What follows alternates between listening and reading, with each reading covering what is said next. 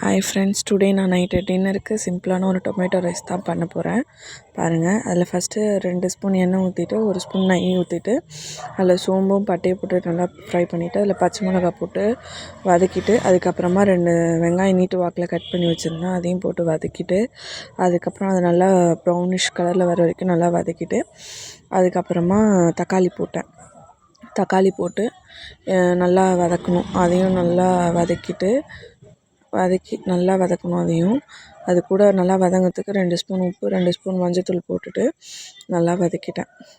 கொஞ்சம் நேரம் வதங்கட்டோன்னு அப்படியே விட்டுட்டு அதுக்கப்புறமா கொத்தமல்லி கட் பண்ணி வச்சுருந்தேன். ஏன்னா கொத்தமல்லி ஸ்மெல்லுக்கு நல்லாயிருக்குன்றதுனால கொத்தமல்லி போட்டு அதையும் நல்லா வதக்கிட்டு அதுக்கப்புறமா 2 ஸ்பூன் மிளகாத்தூள் 1 ஸ்பூன் கரம் மசாலா 1 ஸ்பூன் தனியாத்தூள் போட்டு கொஞ்சோண்டு தண்ணி ஊற்றி அதை கொஞ்சம் அந்த பச்சை ஸ்மெல் போகிற வரைக்கும் நல்லா வதக்கிட்டு அதுக்கப்புறம் ஆல்ரெடி நான் 1.5 டம்ளர் பாஸ்மதி அரிசி கழுவி ஊற வச்சுருந்தேன்.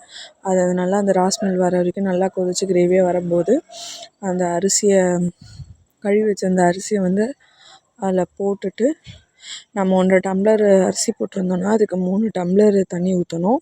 அதை மூடிட்டு 3 விசில் வச்சு இறக்கிட்டு தக்காளி சாதம் ரெடி. நல்லா இருந்துச்சு.